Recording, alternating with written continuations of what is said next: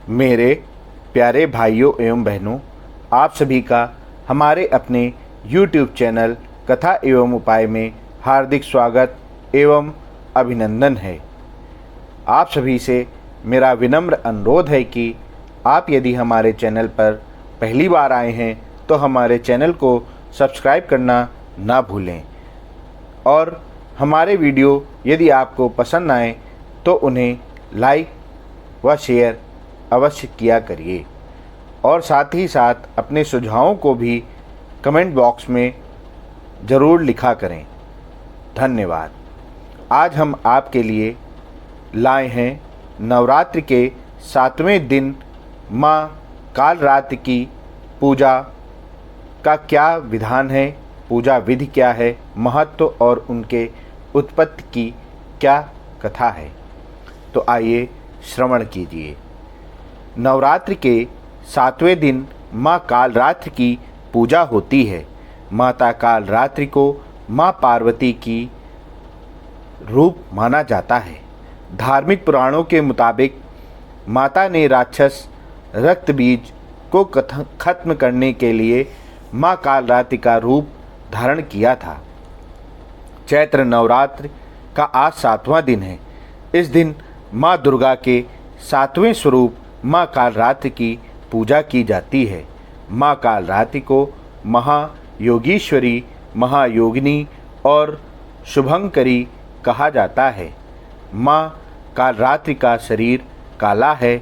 माँ के बाल लंबे और बिखरे हुए हैं। माता के गले में माला बिजली की तरह चमकती रहती है। माता कालरात्रि के 4 हाथ हैं। माँ के एक हाथ में खड्ग, एक में लोह शस्त्र, एक हाथ में वर मुद्रा और एक हाथ में अभय मुद्रा होती है। माँ कालरात्रि की पूजा अर्चना से अकाल मृत्यु का भय नहीं रहता, इसलिए तंत्र मंत्र के साधक माँ कालरात्रि की विशेष पूजा करते हैं। माता की विशेष पूजा रात्रि में होती है। चलिए आपको माँ कालरात्रि की पूजा विधि, भोग, महत्व और शुभ मुहूर्त के बारे में हम बताते हैं। माँ दुर्गा की इस शक्ति को कालरात्रि कहा जाता है। माता की पूजा से आरोग्य की प्राप्ति होती है और निगेटिव शक्तियों से छुटकारा मिल जाता है। जिन लोगों को भी निगेटिव शक्तियाँ परेशान करती हों, उनसे मेरा निवेदन है कि वे माँ के 7वें स्वरूप माँ कालरात्रि का श्रद्धा एवं विश्वास के साथ पूजन करें। उन्हें निगेटिव शक्तियों से छुटकारा अवश्य मिलेगा। माता अपने भक्तों को आशीष प्रदान करती हैं और शत्रुओं का संहार करती हैं।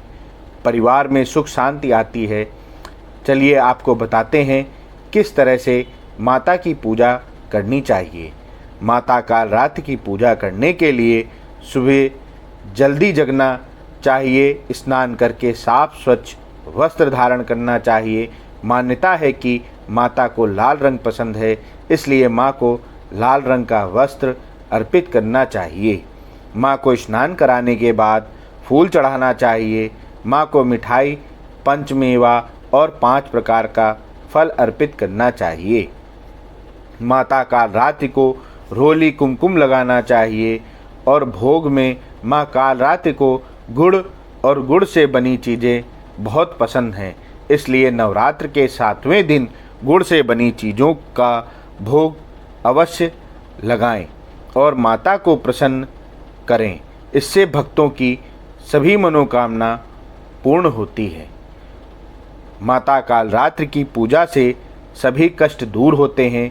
माता का ये रूप दुष्टों और शत्रुओं का संहार करने वाला है। माता की पूजा से निगेटिव शक्तियों का नाश होता है।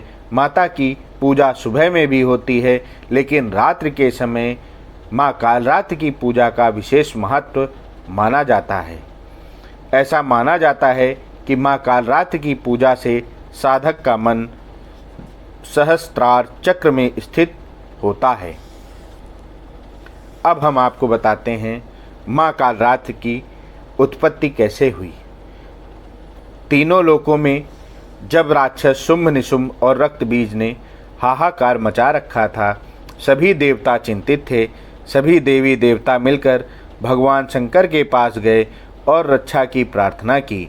तब महादेव ने माँ पार्वती से असुरों का अंत कर अपने भक्तों की रक्षा करने को कहा। इसके बाद माता पार्वती ने दुर्गा का रूप धारण किया और शुंभ निशुंभ का वध कर दिया।